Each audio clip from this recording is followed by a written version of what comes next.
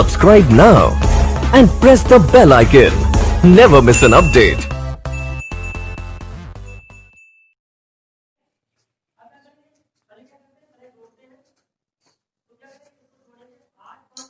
Good morning dear students. आज दिनांक 28 जुलाई 2020 कक्षा 12 में रासायनिक विज्ञान के अंतर्गत हमारा पाठ चल रहा है रासायनिक बलगतिकी। इसमें हमारा टॉपिक जो हम पढ़ रहे हैं वो क्या पढ़ रहे थे? वेग नियम। वेग नियम पढ़ रहे थे। वेग नियम को दर व्यंजक भी कहते हैं। दर व्यंजक और इसे बोलते हैं विशिष्ट दर स्थिरांक। विशिष्ट दर स्थिरांक।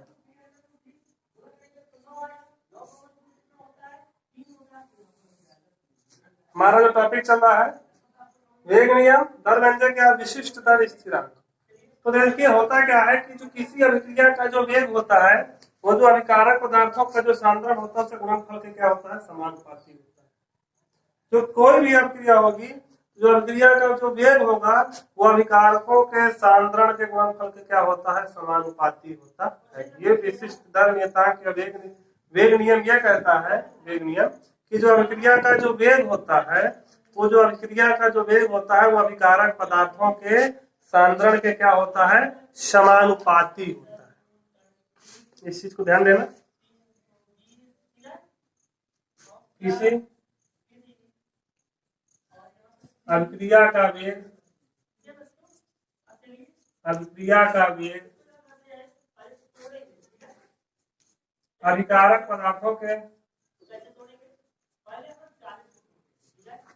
अभिकारक पदार्थों के सांद्रण के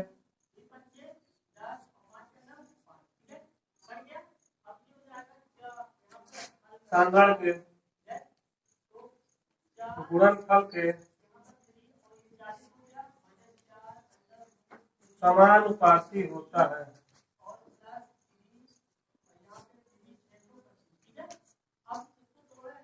होता क्या है, जो अभिक्रिया का वेग होता है तो जो अभिक्रिया का जो वेग होता है वो क्या होता है? अभिकारक पदार्थों के सांद्रण के गुणनफल के क्या होता है? समानुपाती होता है। ये क्या कहता है? हमारा वेग नियम। वेग नियम हमारा यह कहता है कि जो अभिक्रिया का वेग होता है तो जो अभिकारक पदार्थ होते हैं उनकी सांद्रण के गुणनफल के क्या होता है? समानुपाती होता है। एक हम किसी अभिक्रिया के लिखते हैं निम्नलिखित अभिक्रिया के लिए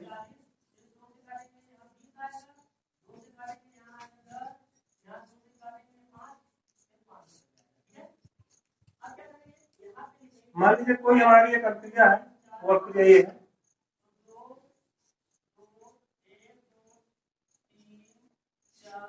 ये एक अभिक्रिया है और उधर क्या बन रहा है? प्रोडक्ट।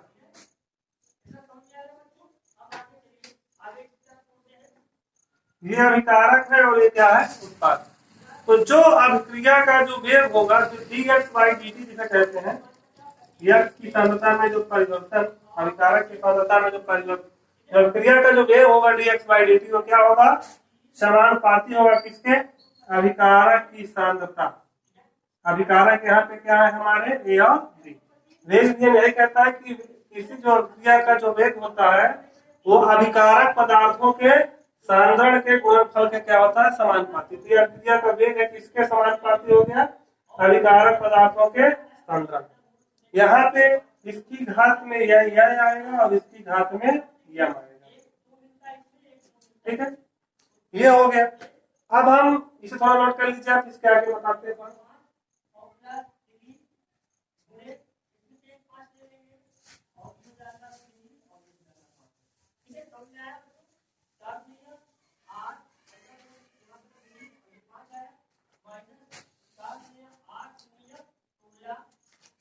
माना कोई एक समान अभिक्रिया कोई अलग है,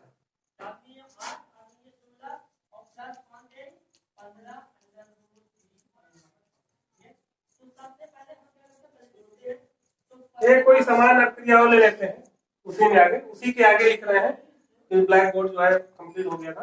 तो एक समान अभिक्रिया मान लीजिए कोई एक और अभिक्रिया है, वो अभिक्रिया क्या है? N1A plus N2B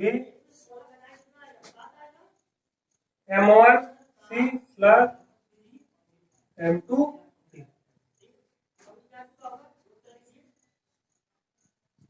N1A N2B M1C plus M2D। तो जो अभिक्रिया का जो वेग होगा, अभिक्रिया का वेग क्या होगा, किसके समानुपाती होगा, अभिकारक पदार्थ। तो अभिकारक यहाँ पे ए है, ए की सांद्रता और बी की सांद्रता और इसका गुणनफल। अगर गुणनफल बनाना है बना दीजिए, डॉट समझ में आ रहा है कि ये क्या है, गुणनफल। ए की सांद्रता और बी की सांद्रता, देखिए बॉक्स एकदम सीधा रहता है ऐसे।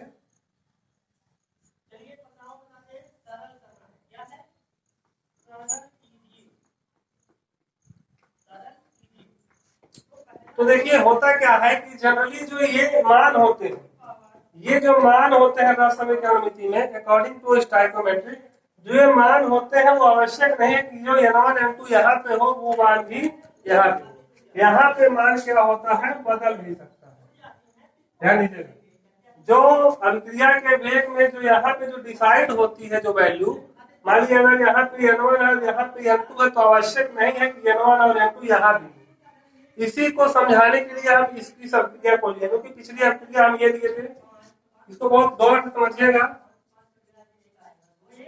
एरो प्रोडक्ट था ये, इसमें क्या था, dx बटे dt क्या था, a की पावर m था और b की पावर m। तो हम इसी चीज को समझाने के लिए फिर से एक नई अभिक्रिया लिखे, उसमें समझाना क्या है, आपको समझना क्या है इस बात को, कि जरूरी नहीं है कि जो मान यहाँ पे लिखा हो वो यहाँ पे हो। जो मान यहाँ पे लिखा हो आवश्यक नहीं है कि वो यहाँ पे हो। ये जो मान होते हैं ये किसके द्वारा डिसाइड होते हैं, प्रयोगों द्वारा निर्धारित होते हैं। ये मान इस अकॉर्डिंग टू स्टाइकोमेट्रिक हम इसे ऐसा लिख भी, अगर वैल्यू सेम हो भी सकती है और नहीं भी हो सकती है, कुछ भी हो सकता है। तो उसी को समझाने के लिए कि जो वैल्यू यहाँ रहेगी अभिकारक में वो आवश्यक नहीं है कि यहाँ भी हो। देखिए यहाँ पे N1 है लेकिन यहाँ पे X है, यहाँ पे N2 है, यहाँ पे Y है। ये समझाने के लिए X Y रखे हैं कि जो X और Y है ये किसके द्वारा निर्धारित होता है, प्रयोगों के द्वारा। यह आवश्यक नहीं है कि जो वैल्यू यहाँ पे होगी वो भी यहाँ पे।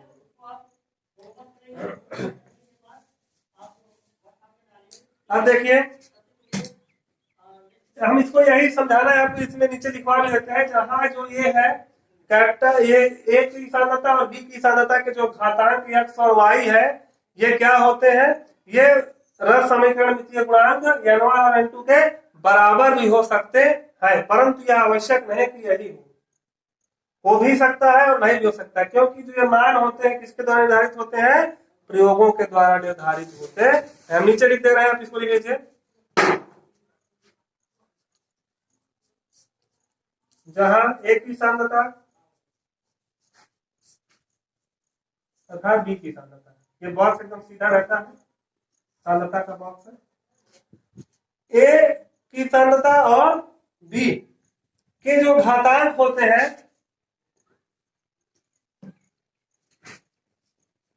के घातांक हमने इसमें क्या बनाया है, x और y, x तथा y,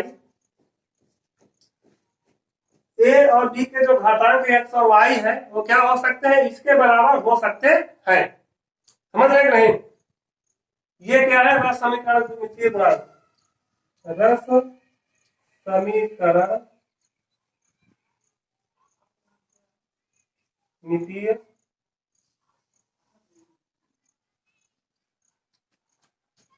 गुणांक। इस रस समीकरण मितीय गुणांक के क्या हो सकते हैं, बराबर हो सकते हैं। ध्यान दीजिएगा, बराबर हो भी सकते हैं। रस समीकरण मितीय गुणांक N1 व N2 के ये भी हो सकता है, लेकिन जरूरी नहीं है कि ये हो, समान भी हो सकते हैं।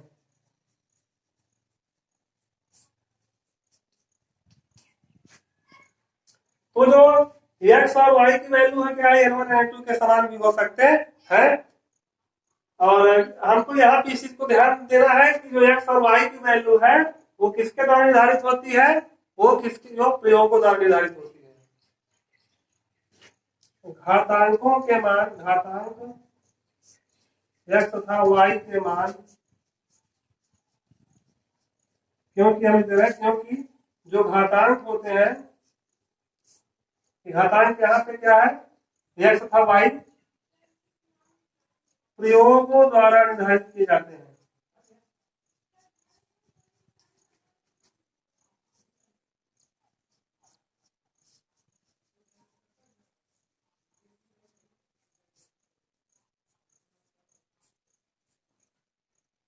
इतना आप नोट कर लीजिए। इसमें हम ये समझे कि ये और बी जो घातांक, इसके जो घातांक और इसके घातांक ये हो भी सकते हैं, लेकिन आवश्यक नहीं है कि यही हो, क्योंकि ये जो वैल्यू होती है प्रयोगों द्वारा निर्धारित होती है किसी भी अभिक्रिया के लिए।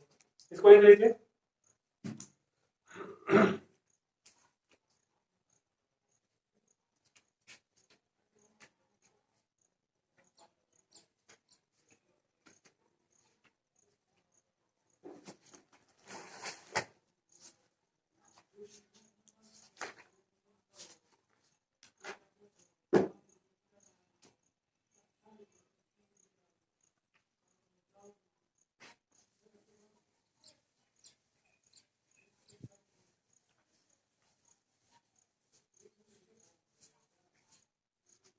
तो अभिक्रिया का वेग क्या हो जाएगा,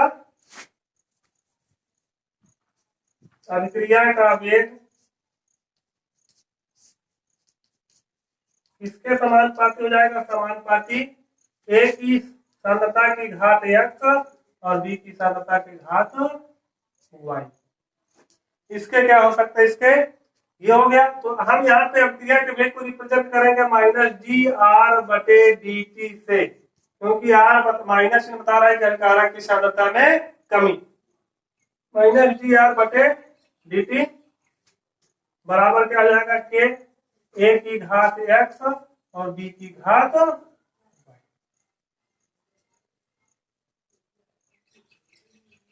ठीक है, ये क्या हो गया, अभिक्रिया का वेग। तो यहाँ पे जो ये स्मॉल के है, जो के है वो स्मॉल में, इसका आपको ध्यान देना है, जो के बना हुआ है वो स्मॉल के है। तो स्मॉल के जो है वो क्या है कि इसी को क्या कहते हैं, वेग स्थिरांक कहते हैं, दर स्थिरांक कहते हैं, विशिष्ट दर स्थिरांक जो भी कहते हैं, ये इसी को कहते हैं। जहां स्मॉल के आपका क्या है, वेग स्थिरांक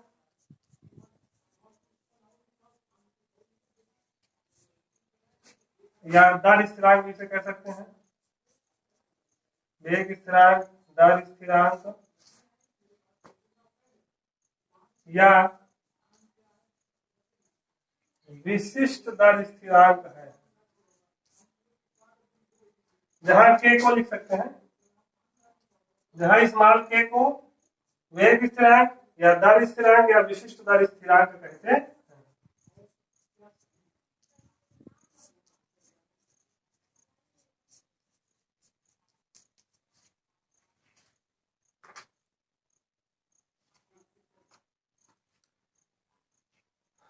यहाँ तक आप समझ गए होंगे, और इसे एक बार जो है 1 से 2 बार वीडियो को इसको देखेंगे अच्छे प्रकार से।